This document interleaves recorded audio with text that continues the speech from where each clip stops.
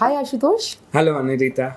Good to gather for this Sunday morning chat. Yeah, it's great to meet. Yeah, two writers meeting and talking about what they've written about is always interesting and special.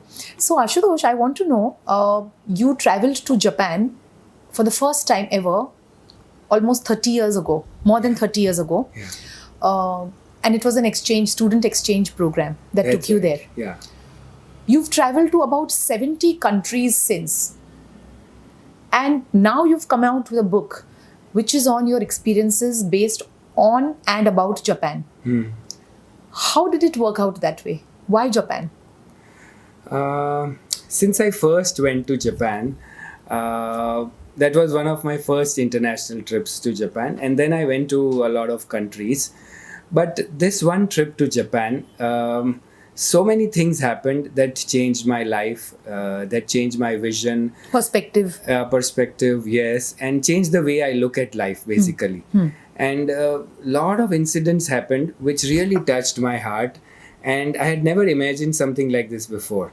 So, Japan is one country which is very close to my heart, and I always wanted to write about it. Since I've read the manuscript, I could feel that in the book, that there is a lot of excitement. And one thing that I felt you've been able to retain is that the excitement of youth and all that you may have experienced back then. The small naughty things, Yeah. the wonder, that has all come out very clear in the book. That's right. So many years hence, so many trips hence, how was it easy to sort of relate, go back and forth to that trip or to those times and then actually put them down on paper? Actually, these incidents have been like really touching and really, which has a very deeper meaning in life. So, as years went by, initially when I went as a student, I was a teenager and I was having fun, I was naughty, I was doing masti, and I was doing a lot of things which were taken in a lighter manner. But as I look back upon it many years hence, there is a lot of deeper meaning, deeper perspective to whatever happened with me. So things you understood, or sorry, things that you experienced back then are those that you have understood over a period of years, you mean? That's right. And therefore writing them all down became a nice, interesting experience. That's right. And I started writing immediately after I came back, but I never finished. Okay. And then I kept on writing, and Yeah, then I remember we've had some conversations on your trips, different trips, but I remember that you've always been extremely fond of Japan yes, as a subject. Yeah, very passionate about it. some of my best friends are in Japan. Some of the families I met, some of the homestays that I had, they had a very long-lasting impact on life and on other things that I do now. Right. So Ashutosh, they say that writing a book is like reliving everything that you have been through once again. And writing also gives you the ability to be able to change a few things, add a little bit of fiction, a little bit of fantasy, whatever. In this book, since I have read it, I felt that there is this joy, there is this new learning experiences that you've had, some very funny and relatable experiences that I'm sure a lot of young people would have if they would go out for the first time or the second time in their life. I saw that a lot of those kind of things are there in the book. And I also noticed that you've been very frank about certain things. Even when you've been in the wrong, you've been frank about it. You've sort of nicely accepted your mistakes and all of that. Going through all of that so many years hence and putting it all in the form of writing as the final product, how important do you think that is for a writer? How important is it for somebody to be able to see you the way you want them to see it? I have actually grown up in Ahmedabad. And, Ahmedabadis or maybe Gujaratis have that particular nature that when you grow up in Ahmedabad, you think you are the king, you know everything. Or apun ki gali ka, apun raja hai kind of a thing. Yeah. So Like when a little frog in the well. That's right. Yeah, that's we're all right. frogs in the well. And then when I first went to Japan, I thought I knew everything. मुझे सब मालूम है. I am the king. एक ऐसा attitude भी था that Gujaratis know everything or Ahmedabadi would know they are street smart and they have grown up in an They have environment. a good business acumen. That's People right. know Yeah. people know Gujarat to be like that. And when I first went to Japan, so all these myths and all these beliefs shattered actually. I realized that I did not know anything. I was in a form of a sort of a air that mujhe sab malum It hai. burst. It Like a bubble completely- that yeah, burst. It completely burst, and then I realized, oh, मुझे तो कुछ मालूम ही नहीं है. How people live, what is their perspective, and a different perspective altogether. Japanese people have amazing sense of discipline, True. amazing sense of hospitality, Yeah, we've and all- amazing friendships. So that completely shattered, and I started making new beliefs, new understanding, and new perspective to life. And that is what is very important for me to portray here in this book. Even if I made mistakes, I realized it later, and now I want other people not to make the same mistake. Or even at that age, if I made a mistake, I should take it as a life lesson, or I should take it as a sort of an important life experience, which I should not repeat, or I should be careful. And which others can probably learn from in a way. Yes, there is a cultural difference. Yes. So as per our culture and the way we think differently is very different than Japan culture or a Japanese culture, which is very refined and very courteous, very polite. And I always thought that Indian hospitality is the best. Yes. You know, we always talk We are told about. that way, yes. But when I went to Japan, I always felt that that was also wrong. The way I was received by many families who never knew me, the way I was treated, the way food was cooked for us. I'm vegetarian.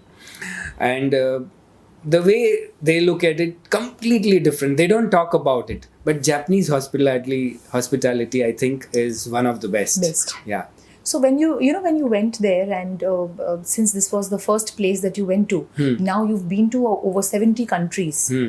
I can see that it has had a lasting impression, because you've wanted to come out with a book on your Japan stories and your Japan experiences. But what would be those few things that you learned along the way in all these years, and what impression did Japan and that travel leave on you, that you not only got into professionally into a career which is about traveling and all of that, but it also along the way enjoyed it. That you've come back from some trips and you've had a photo exhibition, for example. Yes. You've come Canadian back and had documents. some talks on some of the trips that you've had. So how did this love for travel, does Japan have any role to play in that? I always loved traveling. Even before I went to Japan, or even when I was a child, I always thought about different places in the world. I always thought about traveling, experiencing new culture. In my house, in my room, one huge wall is complete world map. Oh. So yeah, it's a complete almost 10 feet by 12 feet. It's a complete world map on that. So I just keep looking at it. Where to go and, next? And looking at the places I want to go. Go next. Yeah. So I had marked around 86, 87 countries in that map. And over a period of time now, I have been to more than 70 countries. Wow. So, but when I first started writing book, it was basically about my travel experiences. It was not on Japan. Okay. But as I started writing, I realized some of the most touching incidences, or some of the most amazing experiences which changed my life, were in Japan. Which is why the book. So that is why I thought I will write a second book which is about other countries across the world, but one book should be only about Japan. Yeah, I think it makes sense, because And- something that you feel so passionately for and you have such fond memories of, Yes. I think it makes sense to share that with a lot of people. That's which is right. what I think you've got down to doing. And I made a lot of friends also. Yeah. And over Are a you period, still in touch with people? many of them. Yeah. Lot of some of my very good friends came for my wedding also. Oh, wonderful. Yeah. And how many times would you have been to Japan? So far, I must have been 7-8 times Oh, to that's Japan. that's quite a lot. Yeah. I mean, for Japan, because Yes. one has heard of people going to Europe or America that number of times, but to go to Japan so many times Yes. is also an interesting thing. I'm sure you must have really loved it to be able to. I always look forward to go back to, To go Japan, back to Japan, any yeah. number of times, And because what are the things that you would want to really pick? I mean, of course, besides the etiquette of the people and the the gentle demeanor of people there and all, but even among the artistic and the more beautiful part of life, as they say, what are the things that you really came back? And we all know about Japanese dolls, we know about the technology there, but what are the things that you think a person should visit the Japan for? If you look at Japanese culture, they have a word called wabi-sabi. It's a Japanese word which cannot be directly translated into English, but what it means is you look for a beauty in something that is imperfect. Like suppose there is a broken vase or something that is broken or something in the nature which is withered away, but you still look at the beauty of that. It's a Japanese concept. And that is what taught me a lot, that not all things are beautiful are like perfectly in shape. They don't have to be perfect. Yeah, they don't have to be perfect. So that is what really touched me about Japanese culture. Of course, they have ikebana, which is a Japanese flower arrangement. They have bonsai also. Yeah. They have a very beautiful art of calligraphy where they write all the even Japanese, painting and all, right? Painting and all, yes. They have art form called kabuki and no, which are drama art forms. That is also talks a lot about their culture. You may not immediately like them when you first see them, but it will slowly grow onto you. Okay. So Japanese, yes, they have an amazing eye for beauty, but at a very different perspective than what beauty is about rest of the world. Right. They also look for beauty in something that is imperfect. Yeah. There is that, I think in the book also, I think you've mentioned somewhere about something breaking and then they filling it up with gold. Yeah. Yeah. So I kind of get that there is beauty even in that, even in the imperfections, there is, you can find something complete, right? When they talk about nature or when they talk about cherry blossom is one of the most popular festivals where people from all over the world go to see cherry blossom. True. But they also appreciate autumn. That is the fall time when the leaves fall down. So they are not blooming or they are not, at its best. The leaves are falling. But they also look at a beauty of the nature where the leaves are withered away or falling down. Yeah, because I think there is this thing, something withers and then something more comes. So it's like a cycle. I think that is how they probably view it. Cycle of life. Cycle of life, yeah. That's right. And that is, I think, where the beauty is in accepting whatever is there rather than categorizing it in the right or the wrong category or the good and the bad or the sad and the happy. Accepting that everything is a part of life and that everything should be lived or experienced. That's right. That is what I gather, has been one of the... It has a very deeper meaning, and only people who have understood Japanese culture or philosophy will understand that. Yeah. Subsequently, you've also traveled to quite a few other places. Is there anything else that you really feel that you would want to come out with now? A book of a similar nature? Books. I have traveled to some of my favorite destinations are Canada. Canadian Rockies is one of my favorite destinations. We have traveled and we have driven through Canadian Rockies. Oh, wonderful. For almost 3,500 And you did a lot of photography there as well. Yes, we did a lot of photography, and after coming back, I did a photo exhibition of Canadian Rockies. Okay. And also National Geographic in 2011 categorized Canadian Rockies as the most beautiful place on earth. Oh, really? Okay. Yeah. So they had almost 200 destinations in mind, because when National Geographic does any survey or a research, they took the entire world, and then based on certain criterias, so Canadian Rockies came at number 1. Okay. So when I read that was an instant I decided I want to go and see this place, which is the most beautiful place on earth. Yeah. Yeah. That's how you made it. That's right. Okay. Subsequently, I went to New Zealand also. I have been to Europe more than 15 times. I have driven across Europe. That must have been very exciting. Really exciting. I think driving and using the local, whatever, whether it is a train or buses, that I think adds a lot more joy to travel. That's right. It gives you the flavor of the place. That's right. All the time, only in luxurious surroundings and all, you don't really get the feel of a place. But when you actually travel through local transport and all of that, that is where I think the flavor lies. That also comes across very starkly in your book. Because you've mentioned, the train travels and the bus ride and... Yeah. Right. We try to use all different sorts of modes of transport, and try to meet local people here, understand their perspective, understand their way of life, and that's the best way to travel, I think. Yeah, it is. So it's very important to be in touch with We have local. we have gone biking. We have hired motors. Like when we went to New Zealand, we rented Harley Davidson, Oh. and we went on a road trip. Even though we had a car, we kept the car aside for a few days, and then went around on Harley Davidson, meeting local people, going to local cafes, highway eating joints, and that is how you understand and soak the perspective or real culture of that country, or what is to be taken from that country. Something as a when you, lesson. as you say this, something similar is what I experienced when I had gone for my trip to Kailash Mansarovar. You know, stopping by at different places that dot the highway and having something there, you get to know so much about a place's culture and all that. So when you've spoken about this trip of yours and many subsequent trips to Japan, quite a few times with friends, I have heard it, but I never felt the enthusiasm the way I felt it when I read the book.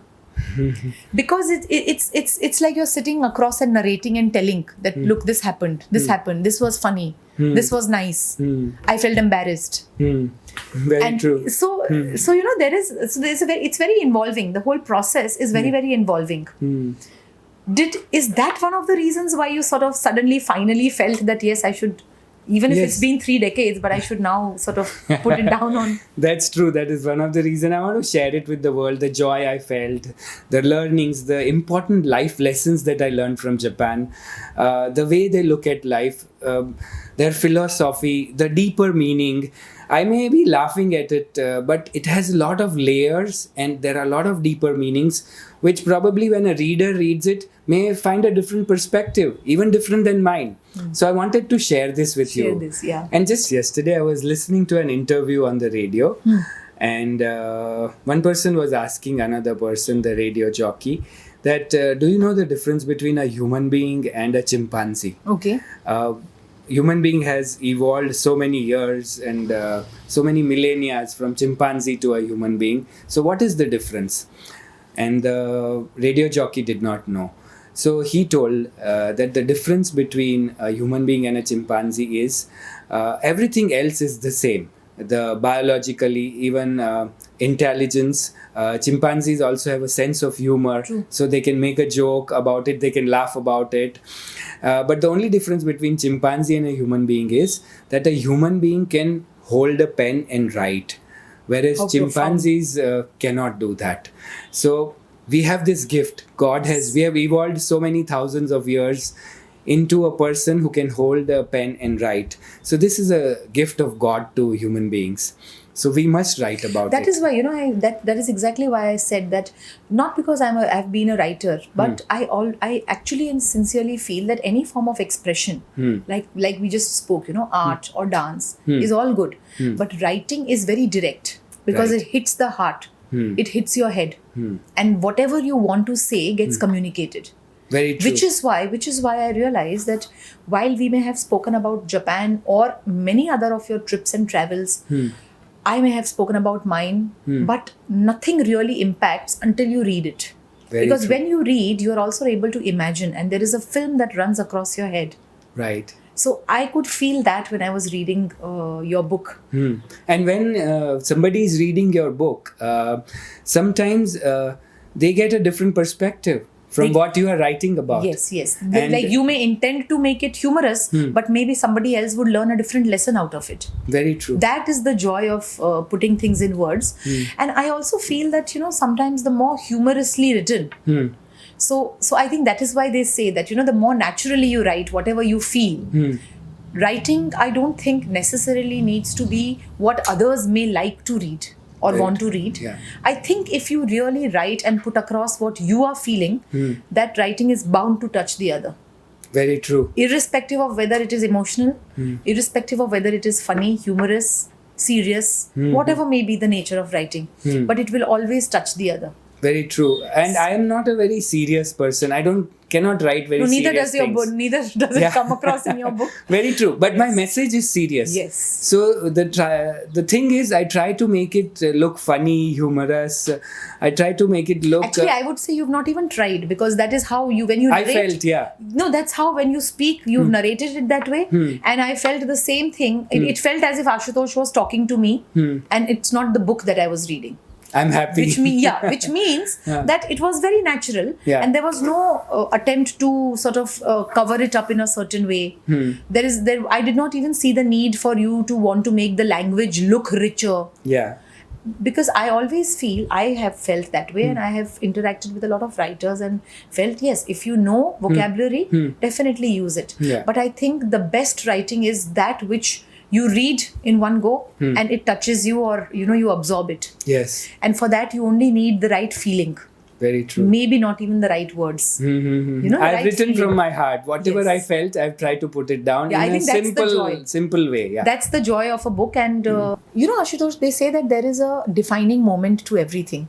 It is that one moment that changes the entire story of what is going to come.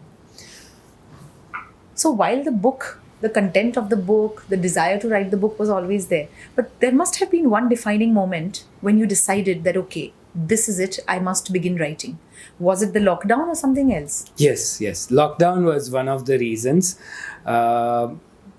Suddenly the lockdown happened, and everybody knows it was unprecedented.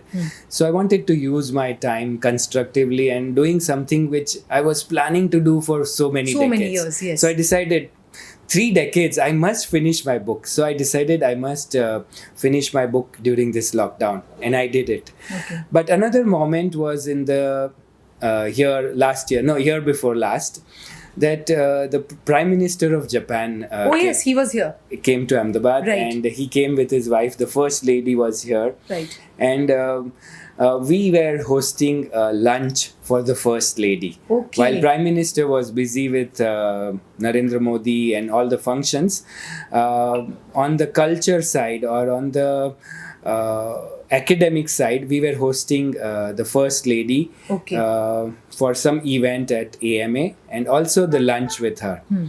So during my lunch time with her, there were only 8-9 people on the table, and Right. she was sitting across me. She was narrating her experience. Okay. And she said that she has traveled all over the world, and she has never seen a hospitality like she has seen it in Ahmedabad Oh, or in India. So many people greeted them at the airport, Yeah. and right from the airport till the so that must time. have felt very good. Yes. And somewhere triggered the idea and desire to write the book. Yeah, and another thing she said is that my fortune teller, so she also believed in fortune teller, Okay. that my fortune teller told me that she might have been an Indian person or been in one of India. her past births. Yes, in the previous life. Oh, amazing. So I also felt the same. That probably in some of my previous Oh, you births, felt I was in Japan. Japan. It was Okay. exactly the mutual moment. So I said, yes, this might be the thing. And that triggered me, and I said, I must start writing Now is again the time, and I finish must do it. Yeah. Yeah. They always say that, for anything nice to come about, there is always a defining moment. Right. And that defining moment is obviously just a second or two. But it changes the course of events Yeah. that happen later. I was always joking with my wife, that I think so much of Japan, talk about Japan. I speak Japanese language. I teach Japanese to some people. And I always to tell her that probably somewhere in my previous life, I must have been in Japan. So what would she say? And she would always laugh. And but when the First Lady talked about it, Yeah. I felt the connection. I felt, yes, I also feel the same way. Yes. And then I must share it with people. I must, whatever my experiences were, I must tell it to the people. Very And in a way that it's not very serious. Yes. Of course, the message is serious. But I wanted to put it in a very lighter way, Yeah. very humorous way, very funny way. But when you think about it again, you find the deeper meaning of the experiences that I have shared. Yeah. So that was the idea. So Ashutosh, did your early good fun travels result in your wanting to join the travel industry? How did you get in here? Interesting question. But I think when I was growing up, I always wanted to become a bus conductor. Yeah, that is the reason I Because he goes places. Yeah, because he goes from one place to another and another. But I've always gone into the profession which has interested me. I'm passionate about. Then I started thinking, as I grew up, I started thinking that I want to become a pilot. So pilot can go from one place to another. Then when I came into college, I always wanted to go into advertising. Okay. Because that was the glamorous field. So, and then I wanted to go into events. So initially when I started my career, I was with an advertising company. Then I was working in Dubai. I was with the events and advertising again. Okay. And then I came into travel because I always loved traveling. So I've been... So you were able to shape it that way? Yes. What you I really always liked? went into industries which I was passionate about. Great, okay. Fortunately for me, because not everybody gets a job and opportunity that's like what. that. So when I was working in... But like they say, when you really deeply wish for something, it Yes. starts to take shape. That's So true. maybe that is how it happened in your case. It has happened with me, so I believe in it. A lot of people don't believe, but for me, whatever I was passionate about happened to me in my life. Yes. I was working with events. I handled some of the biggest events in Dubai when Dubai Shopping Festival was just starting. Okay. So we brought a lot of international events to Dubai. Okay. And then after that, when I decided to come back to India, I came into travel profession. Just by chance. I never planned So it's it. been how many years now? It's more than 25 years that Oh, I've that's a been long in time. travel industry, and it's an amazing journey. For Yeah, of work, course. I have to travel for work, so it becomes a profession, and I enjoy traveling. Enjoy. And you meet so many people, Yeah. experience so many cultures. It's absolutely mind-blowing, Must and be a it's very amazing. Good, Yeah, it must yeah, be a yeah. very good experience. So this book is now going to soon be out, Ashutosh, Yes. and for people to be able to pick up and read. Travel is also hopefully going to open up maybe in another 3-4 months. Yes, very soon. But if one had to go to Japan, what is the right time to go there? Of course, the cherry blossom is there, but what's the right time to book a trip to Japan? Yes, the most popular and the most interesting experience about Japan is cherry blossom. It happens in last week of March and first week of April. It's only a 2-week window. Oh, So you have to book at least a year in advance. Oh my God, Or okay. as soon as the lockdown opens, you must book a trip for the next year, 2021. because at the moment one is not very sure whether travel would have started, right? I think for Japan, it would start very soon Okay. because Japan as a country is hosting Olympics next year. Right. It's in July. So there's a lot of action in Japan coming year. That's right. It's been postponed from 2020 to 2021. So Japan, if want to invite people for Olympics, will have to open very soon. Okay. And I think it will be just before the cherry blossom So season. you are open for bookings and all of that now? Yes, definitely. Okay, great. But I advise people 2 different times. One is basically for 2021 is to go for cherry blossom. Right. And second is the most important event for the world is Olympics. Yes. I think Japan has been preparing for almost 10 years now for this Olympics. Yes. And they want to invite people from all over the world. They have been doing a lot of different things. They are innovating. They are going green.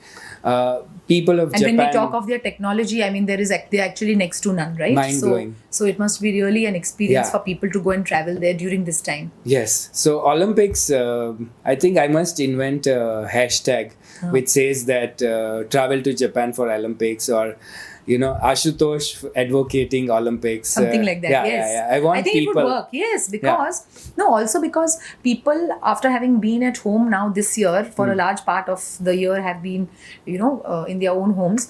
So there are these desires also, I think, for travel that have come up in almost every family. Very true. Whether it is in India or abroad, but people are looking at different places and avenues and ventures where they would want to go. So with Olympics right here, I think it becomes a very good idea to head there. Definitely. And knowing that the country is and has always been very careful in managing whatever. Yeah. So every time when Olympic happens, the hosting country wants to outdo the previous events. Right. And Japan is always known. They first hosted Olympics in 1964. And at that time also technologically, they floored the world. Yes. Never before had people experienced a Shinkansen, that is a bullet train ride. Yes. And the Tokyo Tower came up at that time. Yes. And amazing things came up. And this time also they were ready to surprise the world. Unfortunately, it did not happen in 2020. But 2021 would be an amazing experience to meet the people of Japan, to see how they are welcoming the world, Yeah. to interact with the local people who've been preparing. Businesses have been preparing. So many. Individuals have been Yes. preparing. I have never seen any country where individuals have been preparing to welcome people from other countries. Yeah.